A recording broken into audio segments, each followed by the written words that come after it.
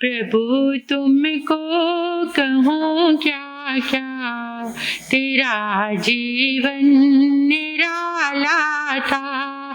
प्रभु तुमको कहूँ क्या क्या, तेरा जीवन निराला था। निराला था, निराला था, तेरा जीवन निराला था। निराला था, निराला था, तेरा जीवन निराला था। ये जीवन गाथा नारी 12 वर्ष की भारी तपस्या की थी। ये जीवन गाथा नारी मैं चरणों में बलिहारी 12 वर्ष की भारी तपस्या की थी। गर्भ से ले मरण तक भी नहीं सिर को हिलाया था। गर्भ से ले मरण तक भी नहीं सिर को हिलाया था। प्रभु तुमको कहूँ क्या क्या, तेरा जीवन निराला था। निराला था, निराला था, तेरा जीवन निराला था। ये निराली और अद्भुत साधना हम सबके बीच में चल रही है। 48 कलश परमात्मा की ऊर्जा से भर रहे हैं, इन दिव्य तरंगों से भर रहे हैं ये 48 कलश। जिन्होंने अभी गाथा नहीं ली है वो सौभाग्यशाली बन सकते हैं। ऊर्जामयी कलश उनके घर पर जाएगा। उस गाथा की आराधना के लिए आप अपने आप को तैयार करें। 48 दिन तक दिव्य तरंगे ये कलश में भरती जा रही हैं। आप अपने आप को, अपने घर आंगन को, अपने जीवन को भक्तामर के इस दिव्य कलश के द्वारा ऊर्जावान जरूर बनाएंगे।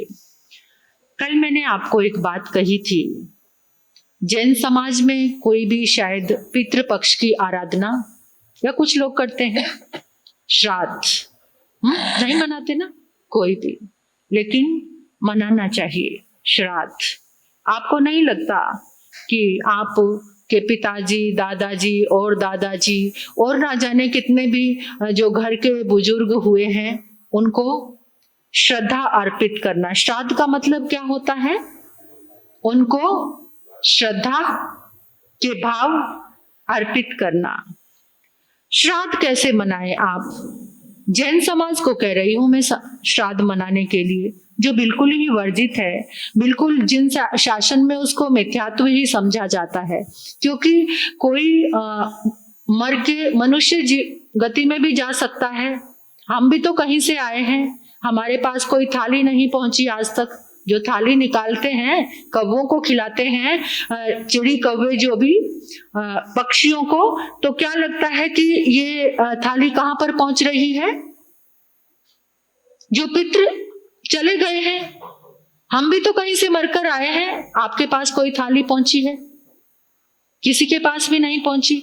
हम जहां से मरकर आए, हो सकता है हमारा कोई श्राद्ध मना रहा होगा कोई ना कोई, पता नहीं हम कहां पर हमारा जन्म था, क्या थे हम, तो वो लोग भी हमारा श्राद्ध कर रहे होंगे।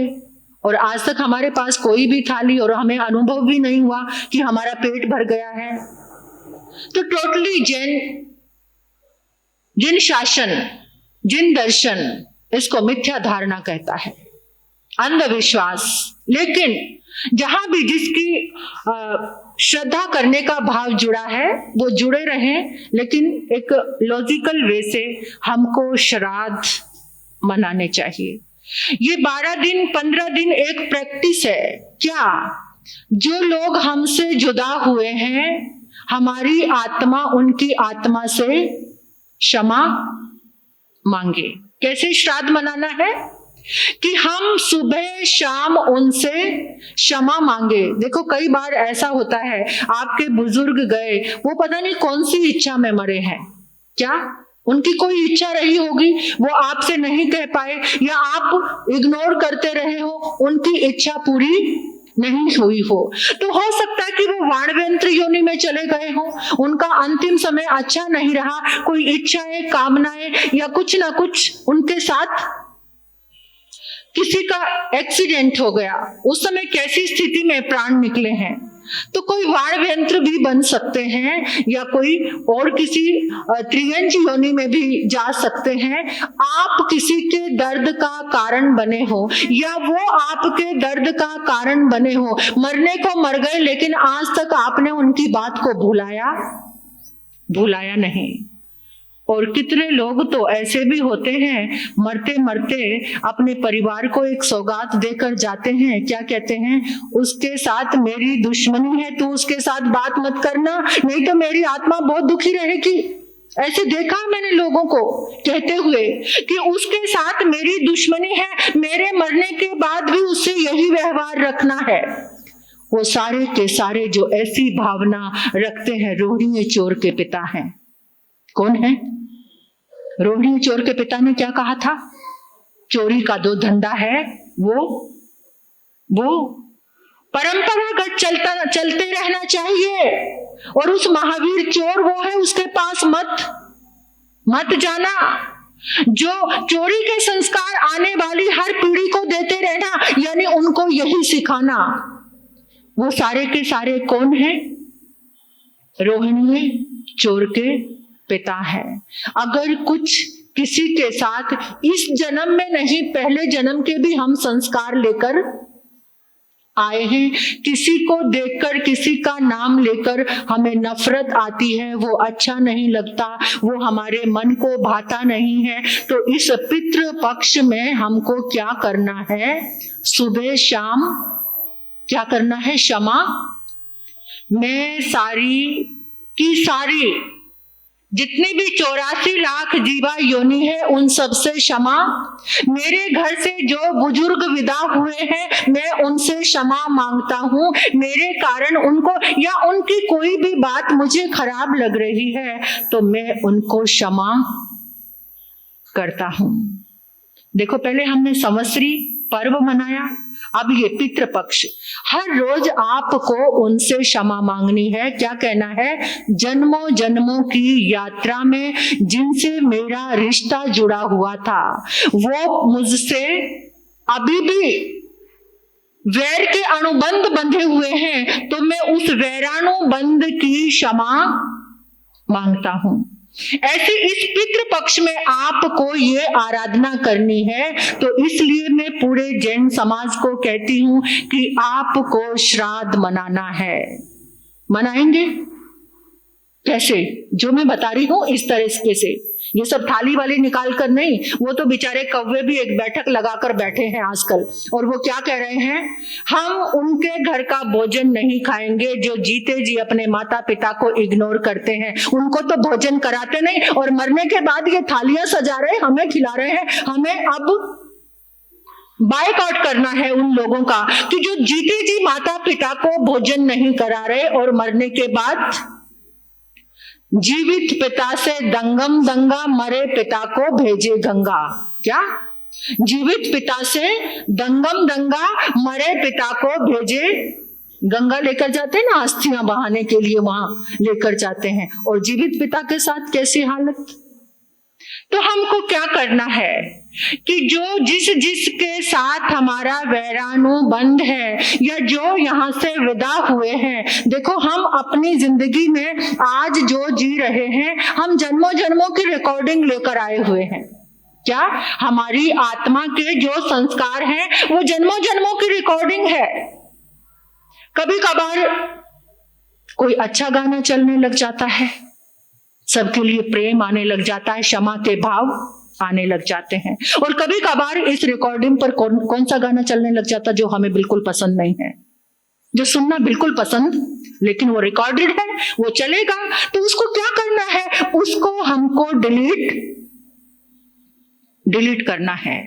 जो गाना हमको पसंद नहीं है, जहां जहां हमारे वैरानोबंद जुड़े हुए हैं, इन 15 दिनों में उसकी हमें क्या करनी है? प्रैक्टिस। सुबह और शाम क्षमा याचना करनी है और क्षमा देनी है। और फिर उसके बाद ये पितृपक्ष के बाद क्या आएंगे? नवरात्रे।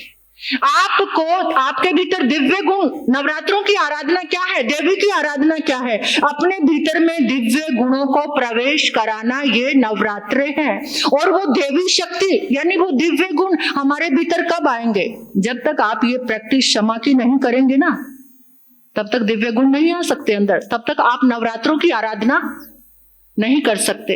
और नवरात्रों के सारा देखो कैसे सीरियल से जुड़ा हुआ है। और नवरात्रों के बाद आपके भीतर में दिव्य गुण आए। नवरात्रों के बाद आता है दशहरा। दशहरा, जब तक आपके भीतर दिव्य गुण नहीं आएंगे तब तक आप 10 सिर काटने वाले। कौन से 10 सिर? एगे जिया जिया पंच पंचे जिया, उनको जीतना। रावण तो एक सीख है हमारे सामने, लेकिन आज हमें पुरुषार्थ करना है। जिसके भीतर, जिसने क्षमा याचना करके अपनी चेतना को कि सारी जो रिकॉर्डिंग गलत थी उनको डिलीट कर दिया। अच्छी अच्छी रिकॉर्डिंग है, बस प्रेम के गाने बज रहे हैं, क्षमा के गीत बज रहे हैं, सबके लिए अच्छा प्रेम का भाव आ रहा है, सबको क्षमा कर दिया, सबसे क्षमा मांग ली। अब रिकॉर्डिंग क्या हो गई? अच्छे वाली बची और गलत थी जो सारी डिलीट हो गई। और दिव्य गुणों का प्रवेश हुआ। फिर दिव्य गुणों का प्रवेश हुआ, दशहरा आ गया। दशहरे में आपने कषाय, 4 कषाय, मन, इंद्रियां, इनको संवार लिया। यानी भीतर में जो रावण था उसका अवलोकन कर लिया, उसके 10 सिरों का खंडन कर दिया। वो सब हो गया। उसके बाद आपके जीवन में जो प्रकाश हुआ, प्रकाश का जो उत्सव आया, भीतर में जो तरंगों का प्रवाह हुआ, वो दिवाली है। क्या है वो? वो दिवाली है, वो दिवाली की आराधना है। तो ऐसी दिवाली तक पहुंचने के लिए हर रोज हमारा साधना में है।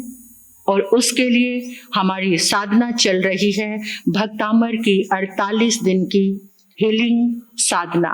हर एक गाथा दिव्य है, हर एक गाथा हमारे सब समाधान करने वाली है। तो आकर के इस आराधना को हम सभी करेंगे। कल 12वीं गाथा की आराधना है और उस 12वीं गाथा से जो हर समय, जिनको क्रोध बहुत आता है, हर समय बेचैन रहते हैं, व्याकुलता, चंचलता जिनके जीवन में ऐसा है, कल 12वीं गाथा की आराधना करने से उनके जीवन के वो सारे के सारे अनुबंध ठीक हो सकते हैं, अच्छे हो सकते हैं, अगर आप इस आराधना से जुड़ जाएंगे। और इसके अंदर आपके भीतर एक कला का सृजन होगा, कलात्मक बनेंगे। जैसे कुछ बाहर की कला होती है, एक अंदर की कला होती है। जिसने धर्म की कला को जान लिया उसने सब कलाओं को जान लिया। तो ऐसी ये गाथा है।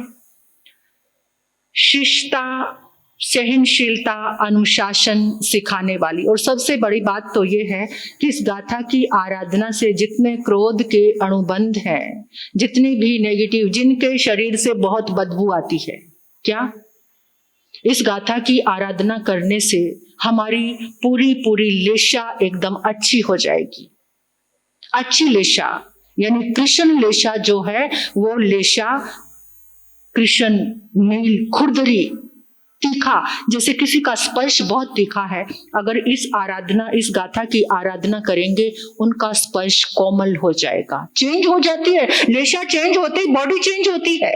जैसे जैसे हमारी लेशा चेंज होती है, हमारी पूरी बॉडी लैंग्वेज चेंज हो जाती है, हमारा स्पर्श चेंज हो जाता है, हमारी दृष्टि चेंज हो जाती है, हमारी वाणी चेंज हो जाती है। ये शांत राग रुचुभि परमाणु विस्त्वं, ये परमात्मा के सारे उन परमाणुओं को वंदन करना और उनकी आराधना करना, टोटली लेशा हमारी बदल सकती है। तो कल की गाथा की आराधना करने जरूर आना।